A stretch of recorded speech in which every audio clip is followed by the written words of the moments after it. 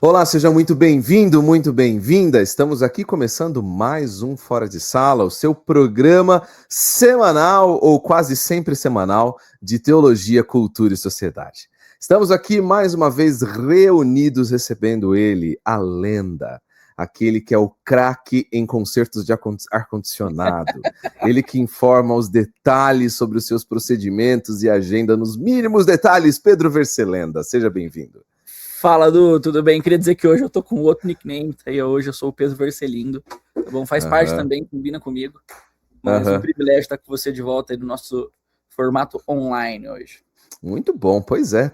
Muito bom estar aqui também com ele, Felipe Santos, o nosso homem divino. Seja bem-vindo, Felipe. Prazer estar de volta com vocês. Sempre bom. Lucas Sabatiero, nosso amigo, aquele que é o companheiro irreconhecível e irritado com os programas de escola de educação infantil. Seja bem-vindo, Lucas. É sempre uma alegria. Queria dizer que se referir ao Felipe como homem divino beira a heresia. Não é? Não é com essa. Não, é perto. Theosaner em grego para vocês, tá bom? É isso aí. Theosaner. Perto das heresias que a gente fala, essa não é nada. Né? E eu deixei ele de último de propósito, porque a vingança ela é um pecado, mas ela é saudável. Ele que nos fez esperar assim durante um tempão. Eu deixei ele de fora, vou enrolar mais um pouquinho, porque ele fez a gente esperar. Ele sempre pontual, sempre chegando no horário. Joel Neto, uma alegria ter você, meu amigo. Fala, Du, eu tava vindo para chegar na hora, mas eu peguei um chuvisco no meio do caminho, cara. Eu fiquei embaixo de uma marquise. Esperando o chuvisco passar. Né? O chuvisco tava forte, cara. Falando em chuvisco, deixa eu falar uma coisa para vocês. Tem lá se você já ouviu falar de Campos dos Goytacazes, lá no Noroeste Fluminense, no Rio de Janeiro. Chuvisca muito. Lá tem um doce chamado chuvisco, que é maravilhoso. Muito bem. Ele é é uma relíquia lá de Campos. Se algum dia, se você que está ouvindo esse podcast, assistindo esse podcast, tiver a chance de comer um chuvisco de Campos, não perca a oportunidade. Passa pro Du que ele vai dar de ideia na escola para mais um dia de... Ô, Felipe, eu pensei que você já ia completar o serviço, dizendo, se você quer comer o melhor chuvisco de Campos do Goytacazes, ligue pro chuvisco da tia Joana. O número 021 XXX. Só faltou completar o serviço. Isso é tão bom, você pode começar a trazer quando você for para lá, né? Mas é muito longe da minha casa. Sabe quem trouxe para mim uma vez? Foi o André, marido da Esther. Ele trouxe uma vez para trazer um chuvisco para mim. Justo. Se você é de Campos do Goytacazes e está ouvindo esse programa, comente aí nos comentários qual é o melhor chuvisco de Campos do Goytacazes. E manda pra gente. Do Campos do quê? Campos dos Goytacazes, não é? Tá difícil, né? Tá difícil. Esse horário a gente não tá mais. Hoje o melhor que a gente faz é chamar o urubu de meu louro, né? Muito bem. Mas, amigos, estamos aqui não falando diretamente de Atibaia, porque estamos falando diretamente do mundo virtual, da nuvem, né? Da nuvem, do mundo digital, gravando esse programa aqui online. E o tema de hoje é um tema importante. A nossa conversa é uma conversa que todo cristão conhece bem, e eu diria que de alguma forma todos nós que somos cristãos lidamos com ele de alguma forma, né?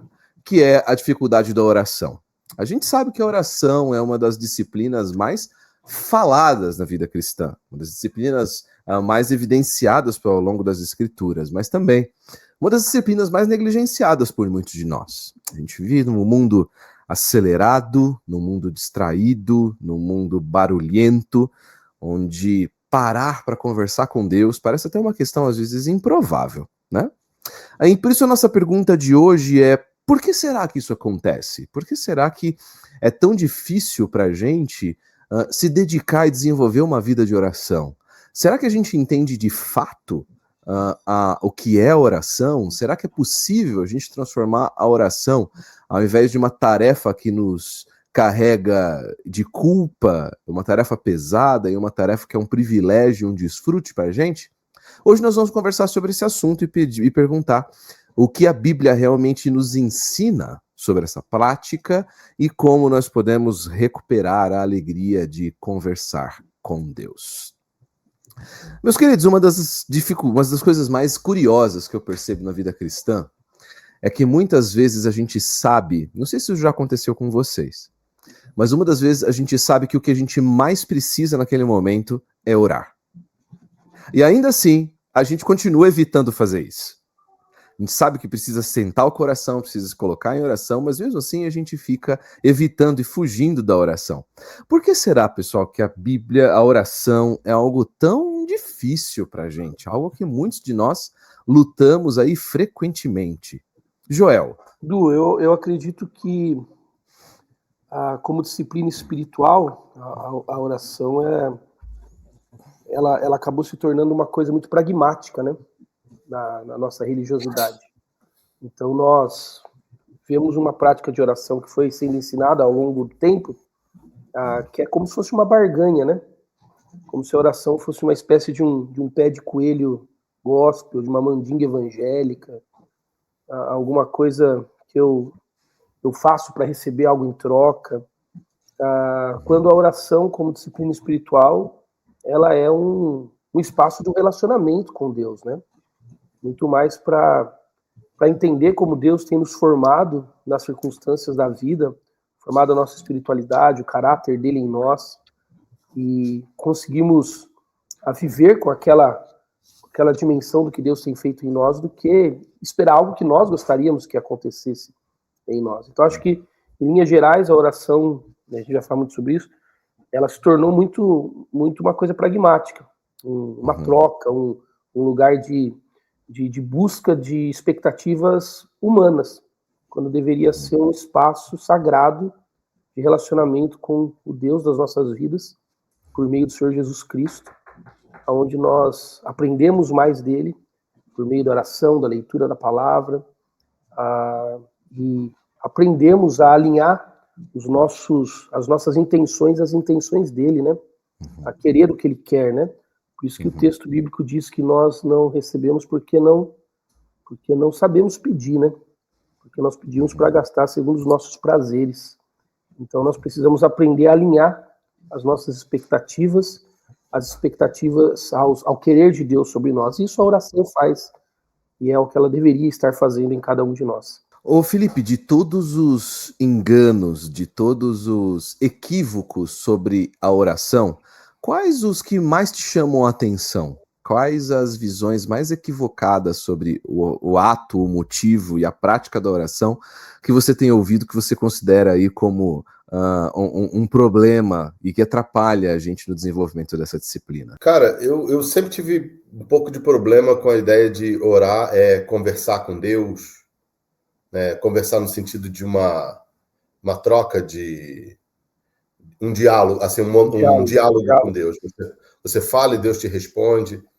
Essa ideia de que quando você fala com Deus e você se abre para o Espírito então fala com você, você ouve a voz audível de Deus. Eu lembro que esse sempre foi o maior... Deve haver outras questões, né? O Joel já mencionou algumas delas, essa coisa de você sempre achar que oração é algo que você faz esperando receber algo em troca e tudo mais. Mas eu acho que essa foi a que mais me chamou a atenção, porque eu convivi muitos anos com pessoas que tinham esse tipo de crença, né? Que você ora e Deus fala com você como se fosse uma conversa mesmo, mas se você não ouve é porque você não acalmou o coração, você não silenciou a sua vida para poder ouvir a voz de Deus. Tem até um livro aqui, de certa forma, uma crítica, né? O fundador da Jocum, o Loren Cunningham, ele escreveu um livro chamado, se eu não me engano, Fala, Senhor, que o seu servo ouve, em que ele conta nesse livro sobre as experiências dele ouvindo a voz de Deus. E certa vez eu estava numa programação da Jocum lá na Coreia do Sul, em que o Loren Cunningham foi pregar na base.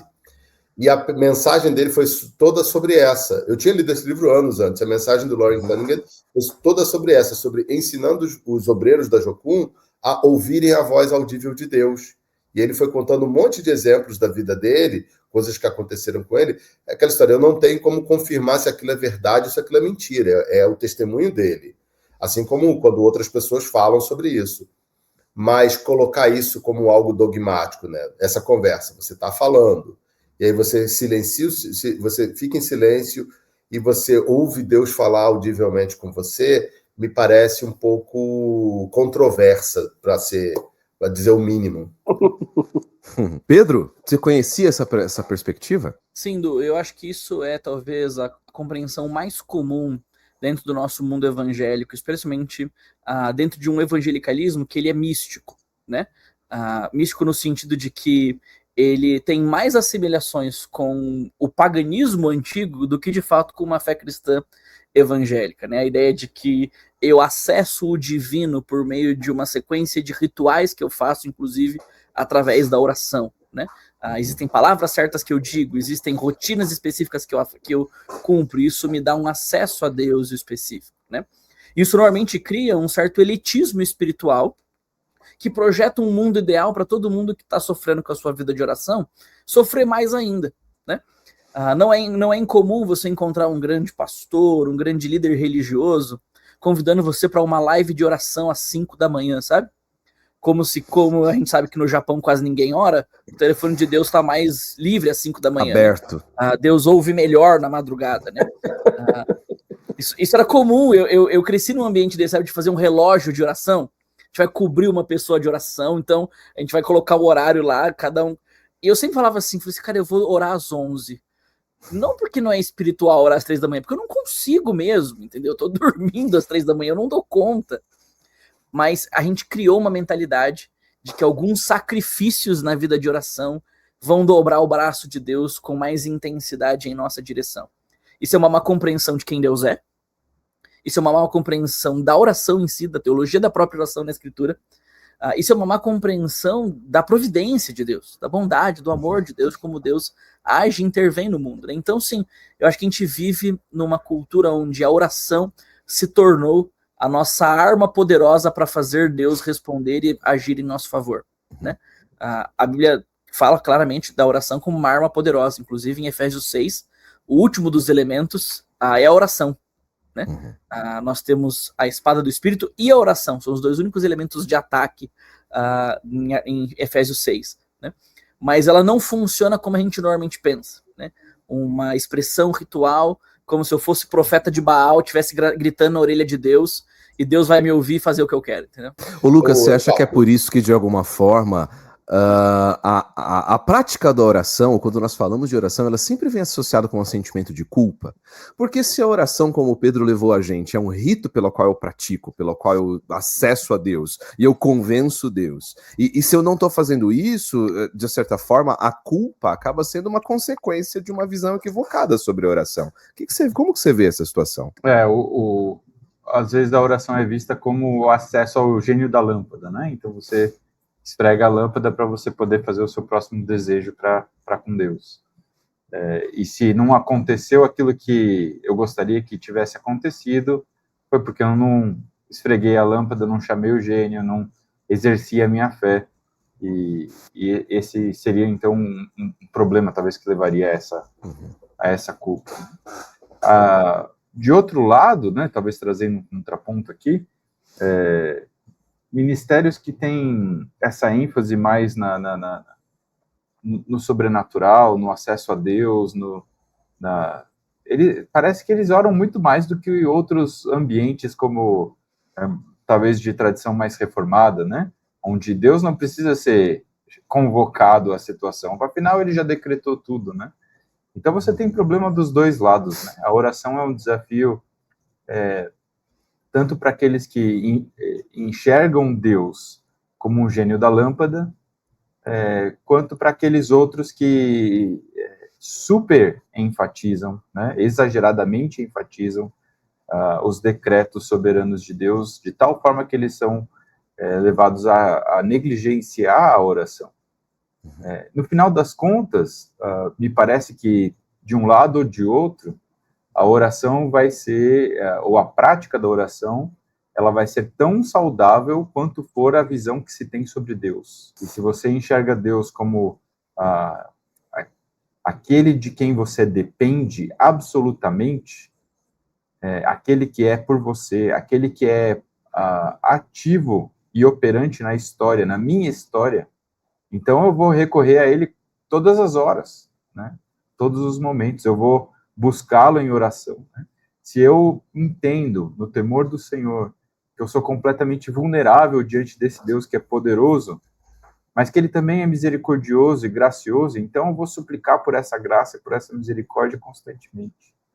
Ou seja, a nossa prática da oração depende muito de como nós enxergamos esse Deus. Joel, é isso? Antes da gente falar sobre o que é oração, talvez a gente deveria se perguntar ou rever muita coisa sobre o que a gente pensa sobre Deus. Só o Felipe ia falar alguma coisinha antes. Queria falar, Felipe? Depois eu falo. Sim, não, é porque eu lembrei, enquanto o Pedro falava, eu lembrei de uma outra coisa, de um outro livro interessante que eu li há muitos anos, chamado Bom Dia, Espírito Santo. Esse também, mas não é esse que eu ia falar. E Deus mudou de ideia porque o seu povo teve a coragem de pedir, do irmão André, o fundador da Missão Portas Abertas.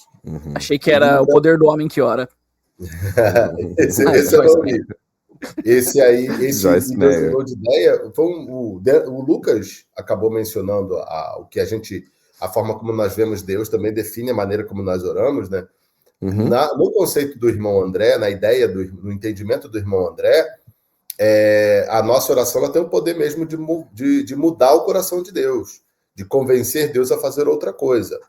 Eu não lembro de todos os detalhes do livro, tem muitos anos que eu li 2 vezes até. Eu lembro que depois do meu primeiro ano no seminário, eu reli o livro para saber se eu concordaria com aquela visão. E descobri que tinha muitas coisas lá que eram meio controversas. E ele contava a história, por exemplo, de um homem que Deus mandou esse homem viajar à Alemanha, a Berlim, para ele ir ao muro de Berlim e orar, impor as mãos e orar pela queda do muro de Berlim. Esse homem foi lá e 3 dias depois o muro de Berlim caiu. E aí a pergunta era, bom, peraí, Deus... O que aconteceu ali? Deus tinha ideia de manter o muro e derrubou o muro, mas eu não... Enfim. Então, é uma questão meio... Eu acho que é outra questão controversa em relação à oração. A nossa oração tem o poder de mudar o plano de Deus, tem o poder de mudar aquilo que Deus está fazendo. Deus tinha a ideia de que as coisas caminhassem nessa direção, então eu oro e mudo a cabeça de Deus. O profeta Amós, por exemplo, houve ali na metade do livro, acho que no capítulo 3, houve 2 situações em que o Amós orou, o Senhor falou que ele ia mandar uma praga de gafanhotos, o Amós orou e Deus decidiu não mandar a praga de gafanhotos. Deus falou que ia incendiar as florestas de Judá, o Amós orou e Deus falou que ele não ia mais incendiar. Será que a nossa oração pode mudar o plano de Deus? Nossa, que ele faz a pergunta e larga, né? E aí, Joel, você é o próximo. Como já diria Richard Sproul, né? A oração muda as coisas. Então, eu sou o próximo para responder o que você perguntou antes, não para responder a pergunta que você perguntou. Não, então, você falou sobre uma noção equivocada sobre quem... Mas acho que as 2 coisas estão relacionadas, né? As duas perguntas o Felipe conseguiu juntar aí muito bem pra gente. O Pedro estava falando no início sobre isso, né? Sobre uma percepção equivocada do próprio Deus, né? Em relação à oração.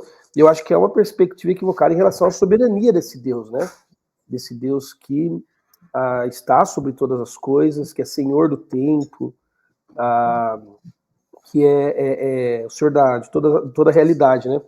Mas eu acho, o Felipe falou lá no início sobre a experiência com a palestra do diretor, fundador lá da Jucum, e ele falou uma coisa interessante, ele falou, eu não posso julgar as experiências que aquele homem viveu, descreveu no livro e conta na palestra.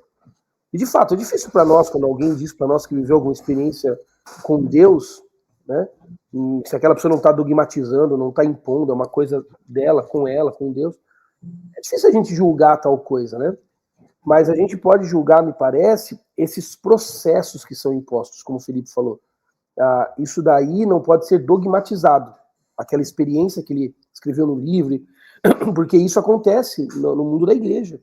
Quantas pessoas já não chegaram para nós no fim dos cultos, pedindo para nós orarmos pelos filhos, pelo marido, para o marido abandonar o alcoolismo, para o filho abandonar as drogas, às vezes leva uma foto para a gente pôr a mão e orar, e que há uma ideia, como o Pedro falou, desse sacrifício que tem que ser cumprido, esse rito, esse caminho, há uma ideia de que se eu, como pastor, orar por aquela pessoa, eu tenho um poder especial, eu tenho uma dimensão de contato especial com Deus, né? E na ciência da religião eles falam sobre isso, né? De que é mais ou menos assim que funciona. Os fiéis, eles têm obrigações para com o Deus deles, e quando eles cumprem tais obrigações, esse Deus devolve em favor a esses fiéis. E é nesse movimento da religiosidade que esses muitos métodos vão sendo construídos. E aí eles saem da mão de Deus, da sua soberania, do seu querer, da sua vontade, do seu controle sobre a realidade, e ele entra na mão daqueles que manipulam esse caminho de cumprimento de obrigações para receber favores de Deus. Esses métodos, e aqui que eu queria dizer, eles não só ofendem a ontologia desse Deus, atacam, mas como são métodos também manipuladores, muito perigosos. Mas aí, Lucas, a oração tem o poder de mover a mão de Deus, Lucas? O Felipe deu alguns exemplos, mas existem outros tantos na Bíblia que retratam circunstâncias onde o povo de Deus orou e Deus não executou o julgamento que ele havia antecipado, né? Você tem Moisés orando, intercedendo por um povo obstinado no pecado, idólatra, e falando, Deus, se o Senhor não for com a gente não tem condições de continuar, né? E Deus fala, não, eu não vou. E daí ele insiste, e Deus fala, então eu vou, né? E aí, Deus não estava indeciso no processo, ele teve o seu braço dobrado por Moisés, a oração coloca Deus contra a parede? De jeito nenhum. Senão a gente teria um Deus fraco, teria um Deus manipulável, teria um Deus que não tem qualquer tipo de controle sobre as suas ações futuras, né? Eu acredito que Deus, ele decreta também os meios secundários, né? Inclusive a oração. Então, a oração, ela muda muito mais aquele que ora, mas não muda o caráter desse Deus, né? Ela não transforma a vontade decretada de Deus, mas convida o povo a se colocar diante desse Deus, reconhecendo que ele é o único, poderoso, soberano, capaz de, presente com o seu povo, redimi-los, resgatá-los, salvá-los, né? Então, nesse sentido, é um instrumento de adoração também, né, Lucas? Ela é uma expressão, né, dessa adoração. Ela é a continuidade dessa conversa que Deus iniciou com a gente. Isso é legal demais. Fala, Pedro. Você trouxe o quesito dos decretos de Deus à tona, né? Mas eu acho que isso não impede o fato de que Deus também pode ter decretado que coisas aconteçam através da oração do seu povo. Isso. Eu acho que esse é um elemento importante. Isso que significa dizer que ele determina os meios secundários, né? Então, por exemplo, no plano de Deus, Deus pode ter determinado que algumas pessoas possam ser curadas por meio da oração. E que caso não haja oração, não haja cura. Isso não significa pegar Deus de surpresa. Na verdade, você tem um Deus que se antecipou ao processo, né? Um Deus que sempre foi dono de todo esse processo, né? Existem coisas que eu creio que nós vamos experimentar na vida por termos pedido a Deus por elas ou não, né? E Deus, ele dá conta de todas elas. Agora, Mateus 7 nos lembra que Deus sempre vai nos dar aquilo que é bom, né? Se até vocês que são maus sabem dar coisas boas para os seus filhos, quanto mais o vosso Pai Celestial. Agora, a diferença é que Deus tem um ponto de vista sobre o que é bom que é diferente do nosso. Enquanto eu estava com o Rafa internado a primeira vez no hospital, eu li o livro do Tim Keller sobre oração, que foi muito bom para minha vida espiritual, né, e tudo mais. E tem uma frase, esse livro, vale muito a pena. Tem uma frase, Gedimar, patrocina a gente, Gedimar. Eu vou mandar esse Vida Nova no WhatsApp do Gedimar hoje, pode deixar. Boa. Uma frase que o Keller diz que eu carrego no meu coração a todo momento é a seguinte: Deus sempre vai responder às nossas orações. Ele vai nos dar o que nós estamos pedindo, ou ele vai nos dar o que nós deveríamos ter pedido se soubéssemos o que ele sabe. Ou seja, Deus sempre vai fazer alguma coisa. Mesmo que o fazer de Deus seja não nos dar o que nós queremos. Só que se nós soubermos o que Deus sabe, talvez nós não pediríamos o que nós pedimos, porque Deus tem a visão do todo, né? Se nós tivéssemos o nosso... E é por isso que João fala, né, no capítulo 15, 2 vezes sobre oração. Isso é uma coisa muito importante. Quando a gente fala sobre vida cristã em João, a gente ignora que, cara, o capítulo 15, ele está emoldurado num contexto de oração. Né? Capítulo 14 fala sobre oração, capítulo 15 fala sobre oração, o 17 fala sobre oração. E o papel do Espírito entre os dois, no 14 e no 16. Que é Jesus dizendo, e tudo que pedirem em meu nome, isso eu os farei. Por quê? Porque o discípulo que permanece em Jesus, que tem a sua alegria completa em Jesus, que dá a vida de Jesus, e a vida de Jesus flui nas veias espirituais dele, ele só pede o que Jesus quer dar. Por isso que Jesus pode garantir para ele que ele vai ter tudo que Jesus vai atendê-lo, né? Pode pedir tudo que Jesus vai atendê-lo. Porque ele tem o seu coração tão calibrado com o coração de Jesus, a sua visão da vida é tão sintonizada com a de Jesus, que ele pede por coisas que são dignas de Jesus. E Jesus está pronto para dá-las, né? Eu brinco às vezes no aconselhamento, né? Eu falo assim, cara, tem um tipo de oração que Deus está doido para responder. Quando você pede por perdão, quando você pede por crescimento espiritual, quando você pede por transformação, quando você pede por oportunidades evangelísticas, quando você pede por recursos para amar o próximo. Cara, o tipo de coisa que Jesus está doido para fazer em você, né?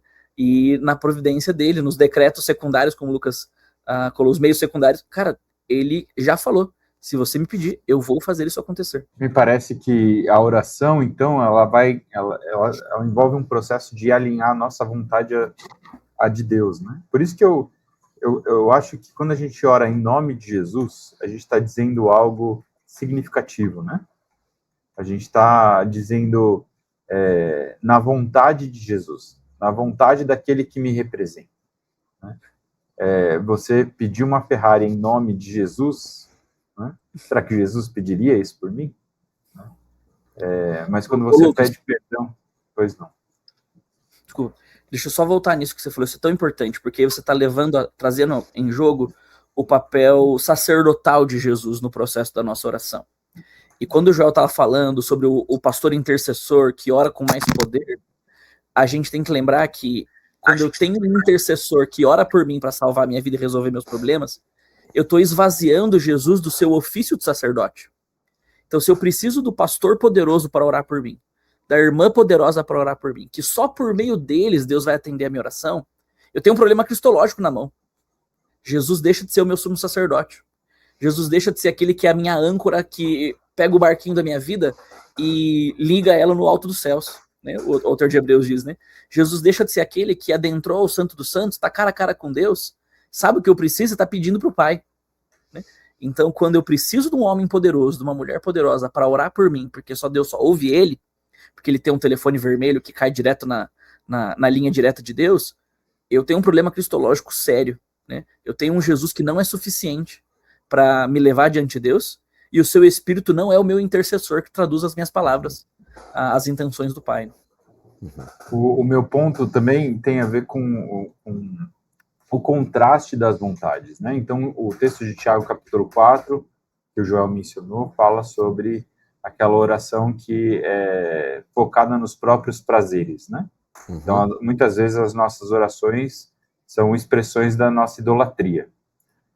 O contraste com a oração em nome de Jesus tem a ver com o fato de que não é nos meus prazeres, não é no meu nome, não é nos meus interesses. Se é no nome de Jesus, então tem a ver com os interesses dele, um alinhamento da vontade com a dele.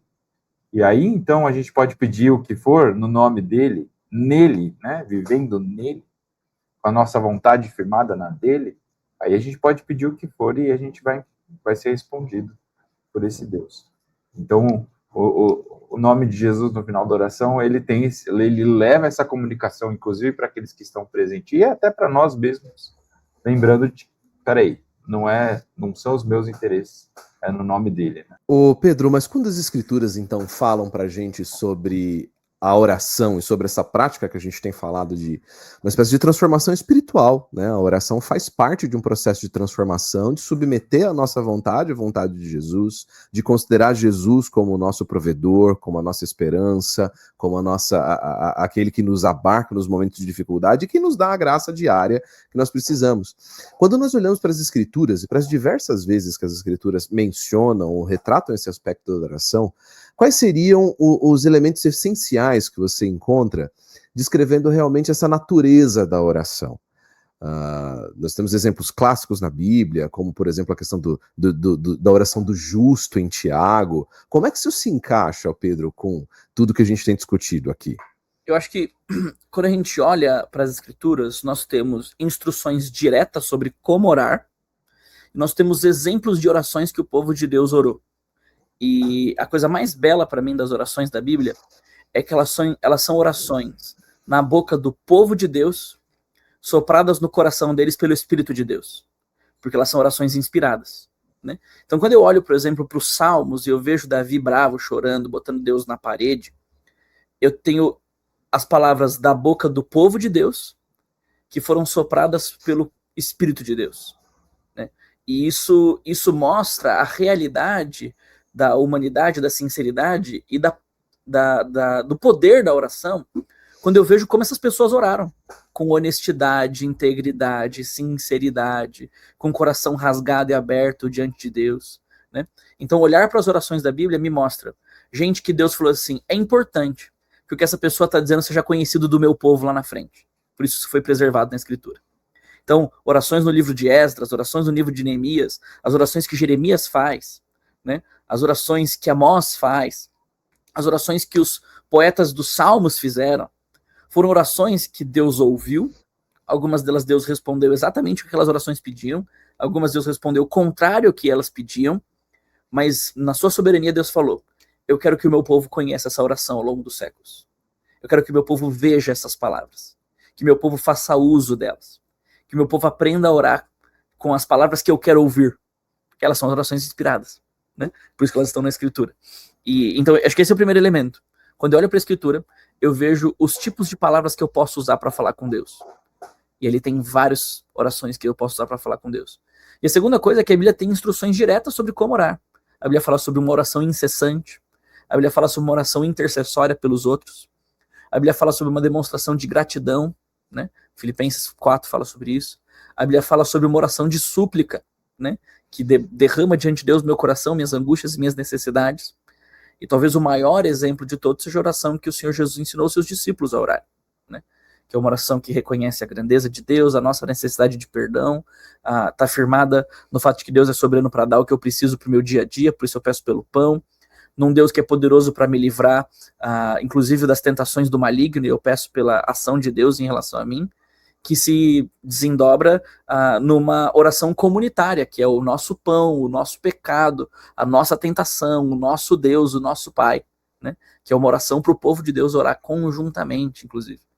Então, a Escritura, ela fala diretamente sobre como orar, pelo que orar, quantas vezes orar, com que intensidade orar, mas ela também, quando a gente não sabe o que dizer para Deus, ela nos dá palavras para dizer, que são palavras que o próprio Deus soprou no coração do seu povo há muito tempo. Ô Joel, você levantou a questão de muita gente entender a oração como um ritual, como um rito, né? De acesso ao sagrado, de modificação mesmo do sagrado. E a gente tem entendido que a oração tem uma perspectiva muito diferente disso. O que você acha que muda na prática quando a gente abole essa visão ritualística da oração e entende esse papel mais profundo, formativo, transformativo, de relacionamento com Deus na maneira de orar? Eu quero primeiro pedir perdão que eu tive que sair daqui da tela porque eu recebi uma ligação insistente de alguém que não está acostumado a insistir, então eu achei que era importante devolver a ligação.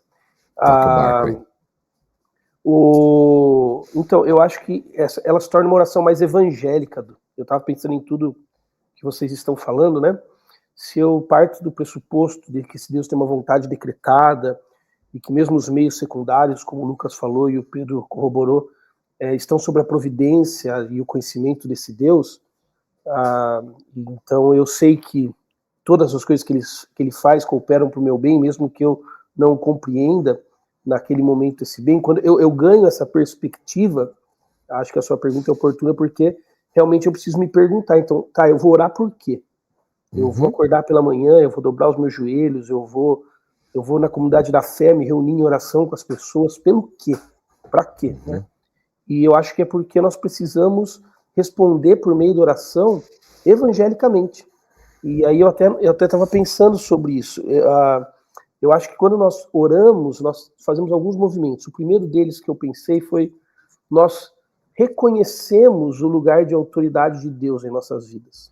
Né? De alguma maneira, nós reconhecemos que ele é entronizado em nós e nas nossas vidas. Não que a oração faça isso, mas a oração, de alguma maneira, reconhece tal realidade. Nós dizemos, o Senhor é Senhor sobre a história, o Senhor é Senhor da minha vida, o Senhor é Senhor da doença do meu filho, o Senhor é Senhor da crise da minha família, o Senhor é Senhor do meu desemprego. Então eu trago Deus para o seu lugar de autoridade, que já é dele, mas eu reconheço diante dele. E aí eu acho que eu respondo mesmo nessa narrativa do Evangelho. Eu louvo a ele pelo meu passado, porque eu sei de onde ele me tirou. Acho que a oração precisa fazer isso. Eu louvo a ele porque ele me tirou de um lamaçal de pecado e colocou na rocha firme que é ele. E a gente vê ao longo das Escrituras várias vezes pessoas louvando a Deus pela sua redenção. Então eu louvo a Deus porque ele me redimiu. E a oração precisa lembrar disso, né? Muitas vezes nós vemos orações que são petições, meras petições, interesseiras de coisas que eu preciso, mas nós pedimos sem antes dizer o que o Senhor tinha de mais valioso para me dar, o Senhor já me deu. O Senhor me deu o seu próprio filho na cruz, me salvando do pecado que eu não podia me defender sozinho. Acho que a segunda coisa que a gente faz, depois de louvar por isso, nós lidamos com o nosso presente na oração. Não só com louvando o nosso passado, mas nós pedimos que Deus nos ensine, como o Pedro já muito bem falou, a lidar com as nossas afeições e com as nossas decisões. Porque ele é quem realiza em nós tanto o querer quanto o realizar. Então ele nos ensina, a oração alinha, o Pedro usou a palavra calibrar, né? A oração alinha as nossas intenções, as intenções de Cristo. Ele nos ensina, nos ajuda a lembrar como é importante amar o que Cristo ama. Então nos ajuda a escolher como Cristo escolhe. Então alinha as nossas afeições e as nossas decisões. Eu acho que, por fim, nós precisamos aprender na oração a buscar por um descanso na esperança que temos em Cristo. Porque uma vez que fomos totalmente redimidos daquela condição maldita que tínhamos, e que agora em Cristo e no poder dele em nós podemos alinhar as nossas afeições e as nossas decisões ao amor dele e à decisão dele, agora a gente pode esperar que, mesmo que essas leves e momentâneas tribulações nos ainda atormentem, elas não são comparadas ao peso de muito excelente glória, né? Então, toda vez que eu me achego diante desse Deus que é entronizado na minha vida, para louvar o que ele fez por mim, e para alinhar tudo que eu preciso nele agora fazer, mesmo que esse alinhamento seja complexo, como o Pedro falou, eu estava no hospital com meu filho, esse alinhamento, né, Pedro, ele é doloroso, né, cara? Essa calibragem tem que ter um óleo bem, que azeita bem, porque dói. Mas a oração nos coloca lá na frente, né? Nos coloca numa esperança de uma eternidade que esses ajustes, esses alinhamentos de afeições e decisões, elas um dia deixarão de ser necessárias, porque nós viveremos uma nova realidade totalmente restaurada. E eu acho que nesse ponto, nessa perspectiva a oração, ela se torna mais evangélica. Porque senão a gente para de orar, cara. Senão a gente parte do que o Lucas muito bem explicou, o Pedro, o Felipe muito bem explicaram, e fala, cara, quer saber? Orar para quê, né? Não muda o braço de Deus, então... Ô, Joel, agora, e na verdade... O que você falou sobre uma oração evangélica é que a garantia que nós temos de que quando nós orarmos nós somos ouvidos é o próprio evangelho. Isso. Né? Quando Jesus ensina a gente no Pai Nosso a chamar Deus de Pai, isso não é para todo mundo. Só pode chamar... O fariseu não podia chamar Deus de Pai. Né? Por que os discípulos podem chamar Deus de Pai? Só pode chamar Deus de Pai quem tem Jesus como seu irmão mais velho. Exato. Quem foi adotado na família e faz parte do povo de Deus, porque se identifica com a morte e ressurreição de Jesus. Ou seja, a garantia que a gente tem que Deus nos ouve, cara, porque eu estou unido com Cristo. Deus ouve a Cristo. Deus ouve o Filho. Eu acho que nesse sentido, aquilo que o Lucas falou, que a oração é uma conversa que Deus já iniciou, né? Então não é uma ação nossa, é uma resposta, né, nossa, evangélica, a esse Deus que já se inclinou até nós por meio de Jesus Cristo, né? E é uma conversa Felipe, descansada e confiante por causa do sacerdócio de Cristo, que o Pedro destacou. Hebreus capítulo 4 vai falar que a gente pode se aproximar do trono da graça confiantemente. Por quê? Porque nós temos um sumo sacerdote ali. Nós recebemos o Espírito de Cristo, o divino em nós, e estamos, não esse divino, Felipe, né? Mas nós temos Deus em nós, e nós temos humanidade com Deus, né? Na pessoa do Cristo que está sentado à destra do Pai. Então existe comunhão, e nessa comunhão existe oração, porque existe relacionamento, existe diálogo, e esse diálogo é confiante, é descansado. Nós não estamos na presença do rei temerosos, né? Eu acho que o Tim Keller disse certa vez que a única pessoa capaz de acordar um rei para pedir um copo d'água no meio da madrugada é o filho do rei, né? Então nós acordamos o rei, de certa forma, para pedir um copo d'água no meio da noite, porque a gente sabe que ele é nosso pai, ele é nosso Deus. Legal. Ô Lucas, isso vai diretamente ao ponto que eu quero perguntar aqui para o Felipe, porque parece que a gente está falando de uma mudança que para muita gente parece sutil, mas a gente está falando de uma mudança fundamental, né?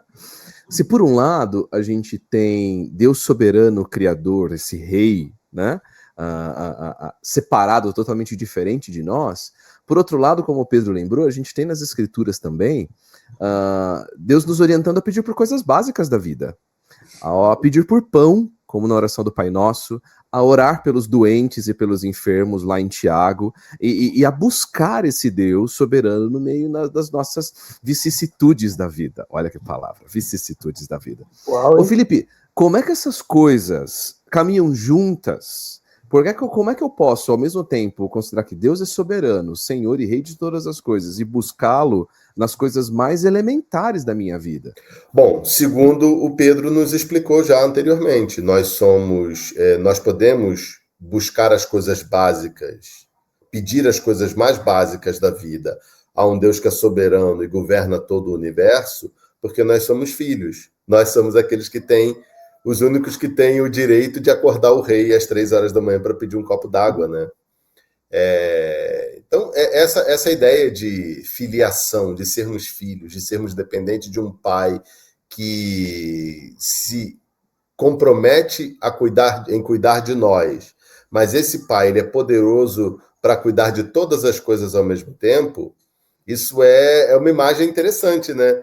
Porque pensa assim, imagina as pessoas comumente que têm pais que são muito ocupados, pais que são, sei lá, grandes CEOs de empresas, ou têm tarefas muito grandes a serem cumpridas, com governar muita coisa, e esses filhos não têm acesso aos pais a pedir nada, porque os pais nunca estão presentes, então bota uma empregada, bota uma babá, coloca o motorista para levar onde... Enfim, qualquer outra coisa.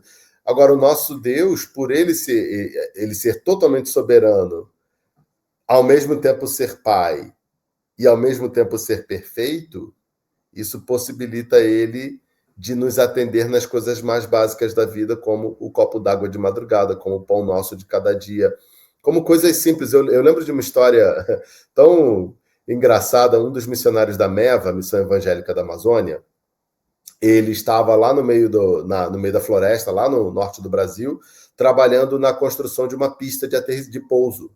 A pista ainda não estava pronta. E eles, vira e mexe, eles recebiam os carregamentos que os aviões traziam e deixavam para eles. Só que nessa fase, enquanto não havia pista, como é que essas coisas chegavam a eles? Elas eram lançadas, né? Coisas que não quebravam, o avião fazia um mergulho ali, jogava talvez na água, então a coisa ficava flutuando, eles pegavam. Certa vez veio um avião de asas de socorro, passou por cima da pista, jogou alguma coisa, fez a volta e na volta jogou outra caixa super protegida. Ele correu lá para ver o que era, abriu tudo, né? Desembalou. Quando ele abre, eram 2 garrafas de Coca-Cola de 2 litros.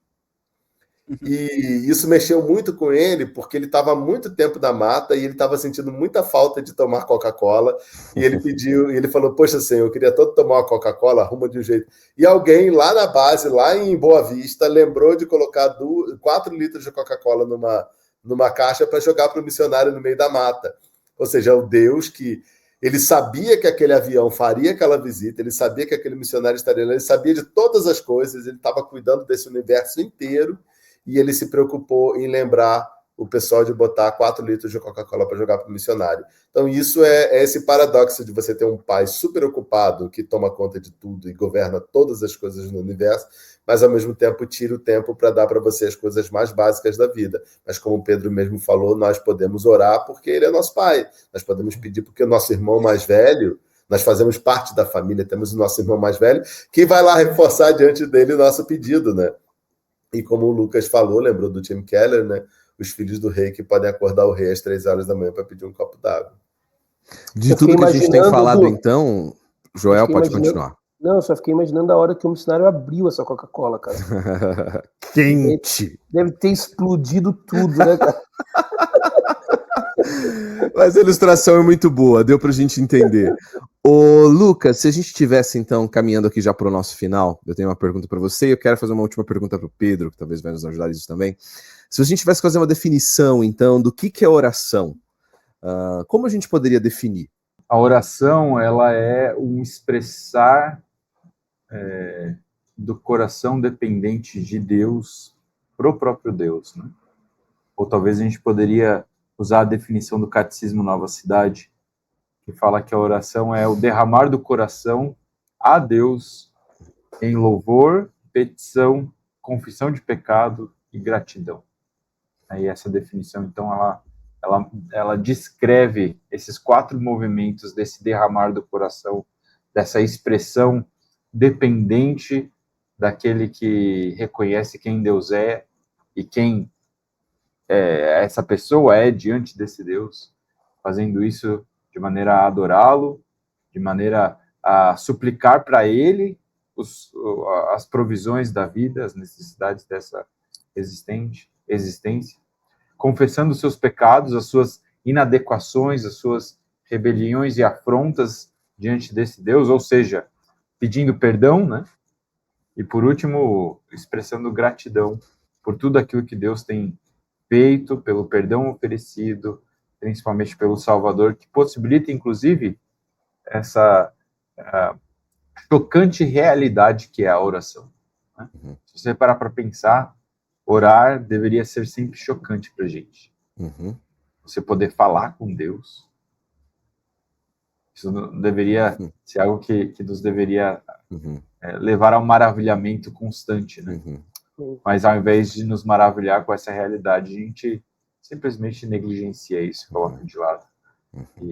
E acaba se voltando muitas vezes para técnicas de meditação, de autocontemplação, né? Ou o pessoal da atenção plena, né? Eu vou pensar sobre mim mesmo. Não, peraí, vamos viver diante de Deus.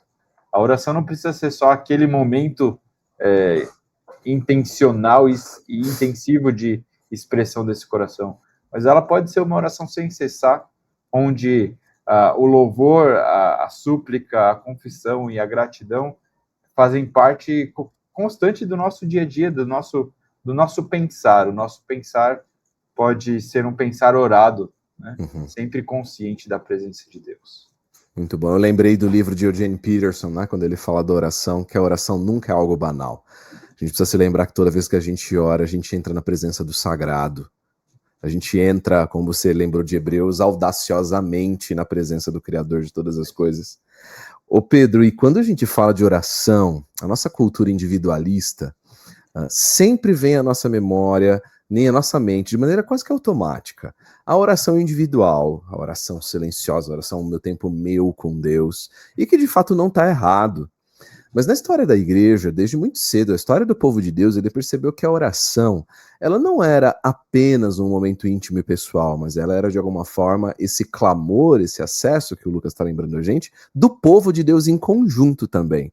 E eu te pergunto, para a gente já caminhar para o nosso final, qual que é o papel da oração comunitária nesse processo de transformação espiritual, quando oramos juntos, oramos com esposa, com filhos, com igreja, com irmãos, com outras pessoas e buscamos esse acesso e relacionamento conjunto com Deus? Eu acho que a oração tem um elemento importantíssimo na unidade espiritual do povo de Deus. Por quê? Porque se a oração ela tem essa capacidade de nos sintonizar com os intentos de Deus, né? Eu peço a Deus, Deus me dá a amostra que eu estou pedindo corretamente. Meu coração está alinhado com Deus. Eu peço a Deus, Deus não faz, traz o contrário do me dá. Deus está me mostrando, não é esse o caminho. Não é aí onde você tem que estar. O coração tem que estar em outro lugar. Né? E quando eu faço isso em comunidade, eu começo agora a conectar o meu coração junto com o povo de Deus. Né? E aí eu tenho o povo de Deus sendo sintonizado ou se alinhando com Deus em comunidade. Né? Então, quando o povo de Deus confessa junto os seus pecados, eu tenho um povo vivendo, não só mais uma pessoa, mas uma igreja toda vivendo mais leve diante de Deus, com a certeza de quem é e de quem Deus é para eles. Né? Quando eu tenho o povo de Deus expressando sua oração a Deus, de gratidão, louvor e exaltação a Deus, eu tenho toda uma comunidade que tem o seu coração sintonizado. Isso vai fazer o quê? Vai afetar as relações interpessoais. Se eu tenho um povo que está descansado em Jesus, se eu tenho um povo que está confessando seus pecados em Jesus, eu tenho um povo que está mais predisposto a confessar seus pecados uns para os outros. Se eu tenho um povo que está expressando juntos a sua dependência de Deus, a igreja está crescendo, precisa trocar de prédio, não tem para onde ir, e esse povo está orando juntos, quando Deus abrir a porta, eu tenho um povo que vai junto. Eu não tenho uma visão de uma, duas pessoas que falam assim, Deus me falou. Não, eu tenho uma igreja orando por isso. E quando Deus abrir uma porta, eu tenho uma igreja pronta para perceber a porta que Deus abriu. Então, quando eu tenho uma igreja orando junto, eu tenho uma igreja que está sintonizada entre si e uma igreja que está crescendo em sintonia com o outro. E aquilo que a oração faz no indivíduo, a oração vai fazer na vida da comunidade. Né? E por isso é tão importante, tão importante. E a Bíblia está cheia desses exemplos. Né? Nós temos salmos que são chamados salmos responsivos. Os músicos falam uma parte, a congregação fala outra parte, os sacerdotes ou os levitas falavam uma parte, a congregação respondia com outra parte, né? Uma oração comunitária. Todas as orações das cartas de Paulo são orações comunitárias, né? Quando Paulo está orando em Efésios, em Colossenses, em Filipenses, e a maioria das orações de Paulo estão nas cartas da prisão, isso é interessante, inclusive, né? Parece que quando Paulo mais ora, Paulo está passando por maior dificuldade, inclusive, né? Nessas cartas todas, nós vemos Paulo, Timóteo, Epáfras, a galera que está com Paulo ali, orando no plural pela igreja de Filipos, de Colossos, de Éfeso e tudo mais. Mas no capítulo 3 de Efésios, por exemplo, quando Paulo fala da oração que ele faz pelo crescimento espiritual dos Efésios, ele ora no plural. Oramos, pedimos para que vocês sejam. Né? Então acho que esse também é um elemento importante da oração da igreja. A oração da igreja, ela pede pelo crescimento espiritual da igreja. Então a oração da igreja é uma oração onde a gente pede pelo arrependimento dos nossos irmãos, onde a gente pede pelo crescimento espiritual da nossa comunidade, onde a gente pede por um coração mais calibrado e sensível ao próprio Deus. Então acho que a gente precisa orar em comunidade, orar as orações bíblicas em comunidade, orar as palavras da Escritura em comunidade, e orarmos juntos para que Deus responda coisas em comunidade, né? Que poderoso, que testemunho, né? Desculpa me alongar, quero só dar um último exemplo. Em 1 Coríntios 14, Paulo diz que o dom de línguas era uma evidência para a salvação daqueles que não conheciam o evangelho, né? Deus podia usar o dom de línguas para revelar o coração de pessoas para que elas se arrependessem e fossem salvas. Imagina que testemunho diante do incrédulo. Uma igreja que ora junto por coisas que Deus responde a essa igreja. E no meio desse culto, tem pessoas frequentando essa comunidade que não conhecem esse Deus. E começarem a ouvir o testemunho de uma igreja que ora e pede pela intervenção de Deus, e Deus tem respondido. Esse é um testemunho da mão poderosa de Deus agindo através do seu povo. Uma igreja que ora por cura, uma igreja que ora por salvação, uma igreja que ora por transformação da realidade social. Isso começa a acontecer a partir da igreja ou através da igreja. Imagina o testemunho diante do incrédulo. Que igreja é essa? Que poder é esse? Que Deus é esse? Que povo é esse que fala e Deus ouve? Né? A mesma coisa que o dom de línguas faria, agora a oração faz. Ela é um testemunho do poder de Deus dentro da comunidade. Então, diante de tudo que a gente conversou aqui, meus amigos, é interessante a gente terminar com uma aplicação bastante prática. Felipe, então, diante de todas essas perspectivas que nós conversamos e relembramos e exemplos que nós vimos, como é que nós devemos orar? Que dicas você daria para que alguém pudesse crescer mais no seu hábito e no seu desenvolvimento em oração? A dica que eu daria é a dica que eu recebi quando eu vim para o seminário, e que é uma dica que é a cultura da palavra da vida do ministério que eu trabalho até hoje, que é você separar um tempo da sua vida, um tempo diário, para você orar. Você ter o seu tempo devocional. Para algumas pessoas isso funciona melhor quando elas acordam, para outras pessoas isso funciona melhor antes delas dormirem, para outras pessoas funciona melhor em outros momentos do dia. Mas você ter dica, tenha um caderninho, uma agendinha, um papel, alguma coisa, que com seus pedidos de oração, os seus pedidos de oração, seus motivos de gratidão, os pedidos de oração das outras pessoas, que levantam, que você quer orar por aquilo, e você separa um tempo por dia para você orar por aquilo. E aí você ora por aquelas coisas, e ao mesmo tempo você vai, com o tempo abrindo o seu coração, com o tempo você vai se habituando, né? A abrir o seu coração e orar por mais. Aí você vai começar a lembrar de coisas, aí você vai lembrar de colocar o seu coração diante do Senhor. Para quem tem uma vida muito ocupada, para quem tem uma vida muito corrida, separar um tempo é muito importante, porque de outra forma você não vai fazer. E tem sempre aqueles momentos de oração ali. Você está dirigindo, você lembra de uma coisa, você coloca aquilo em oração. Você está caminhando de um lugar para o outro, você está fazendo alguma coisa, você está lembrando ali de orar. Então é legal ter saber pelo que você vai orar, ter ali diante de você o que você vai orar, separar um tempo para orar e aproveitar as pequenas oportunidades para ir desenvolvendo esse hábito de oração. Você começou falando o episódio sobre uma vida supercorrida. Na vida supercorrida, nós tendemos a esquecer, porque a oração ela é uma coisa chata, entre aspas, para o mundo corrido, porque a oração ela é uma coisa que exige que nós paremos e tenhamos um tempo meio, entre aspas, monótono ali. É só eu e Deus. Então, começa a orar, e com o tempo isso vai se tornar natural e você vai começar a ter cada vez mais prazer naquilo, você vai se habituar a fazer aquilo e aquilo vai se tornar parte da sua vida. Mas você tem que começar, e a melhor maneira de começar é você se organizar para começar. E você vai ver, vai valer a pena, sempre vale a pena passar tempo com Deus. Quando nós entramos na presença de Deus, a primeira coisa que acontece é nós sermos transformados. Tudo que foi falado aqui agora, né? O senso do transcendente, o senso do temor do Senhor, de saber que eu estou diante de um Deus que é dono de todas as coisas, mas ao mesmo tempo é o meu Pai. Então tudo isso vai moldando o nosso coração. Talvez 2 dicas que eu daria, uma delas é escreva suas orações. Não apenas escreva listas dos seus pedidos ou coisa do tipo, mas escreva orações, né? E talvez observando o padrão dos 4 elementos que a gente citou, né? Louvor, petição, confissão de pecado, gratidão. Escrever orações é algo que pode ajudar. Eu digo nos meus aconselhamentos que a gente precisa de um diário de orações, não para escrever querido diário, mas que diga querido Deus, né? Uhum. E o outro elemento muitas vezes, a melhor oração é aquela que o próprio Deus nos entregou na sua palavra. Então, pegue o texto bíblico e ore as escrituras. A gente tem tentado fazer isso como comunidade na igreja, lido os salmos e trazido essas palavras dos salmos para serem a nossa oração. Então, você direciona aquelas palavras, você absorve, apreende aquelas palavras e apresenta elas em oração a Deus. Eu acho que essas 2 práticas têm sido úteis para mim, para os meus aconselhados, para a minha igreja, e acho que vale a pena a utilização delas. Muito bom. Não se esqueça também de orar em casa, de orar com a sua família, com sua esposa, com seus filhos. Queridos, eu sei que para muitos de vocês que estão ouvindo esse programa, isso pode parecer até estranho no começo, pode ser uma certa dificuldade e não é um costume que você tem em casa, mas como a gente viu e lembrou, a oração em conjunto transformar as palavras do Senhor em nossas palavras são um processo transformativo fundamental para a nossa casa.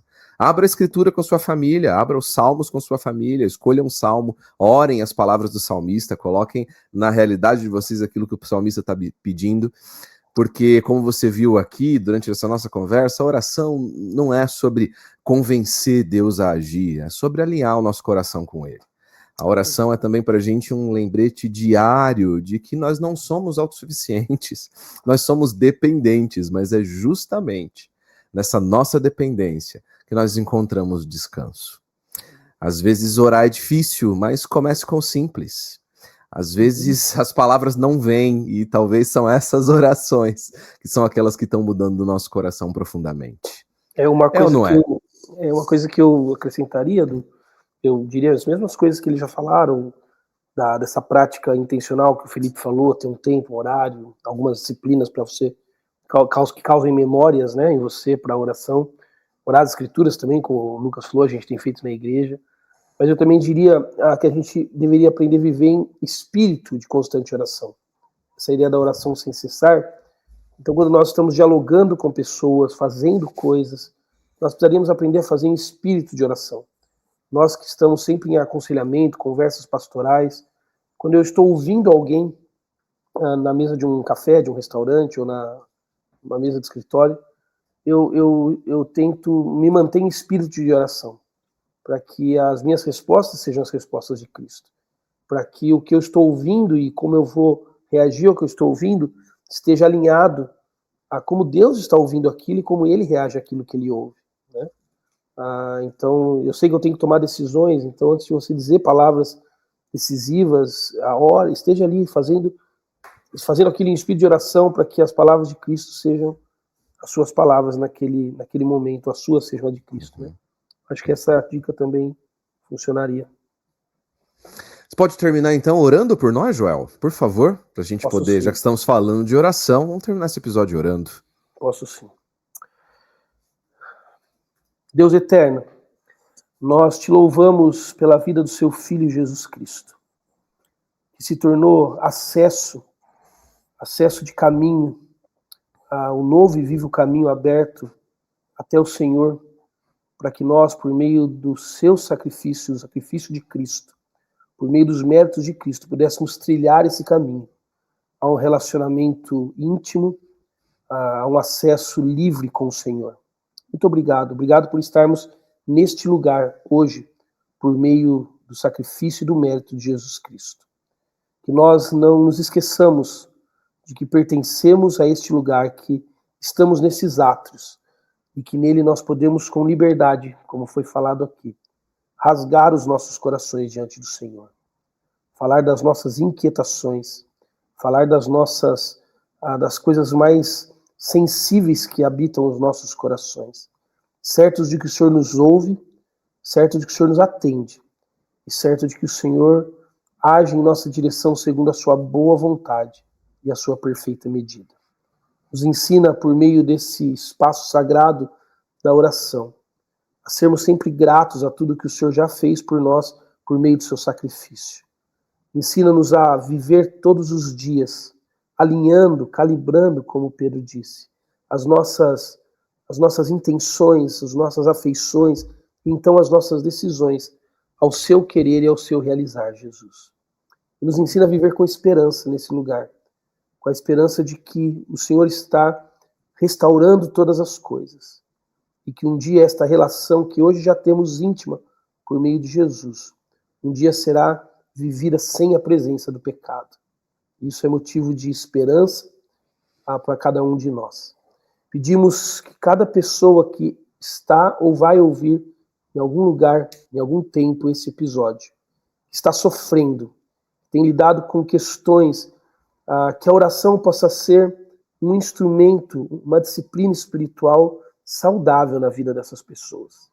Para que por meio da oração, no poder de Jesus Cristo, no caminho que Jesus se fez para elas possam chegar diante do Senhor, para encontrar, como o Lucas falou, descanso na sua presença. Que a oração seja esse lugar. Ajuda elas.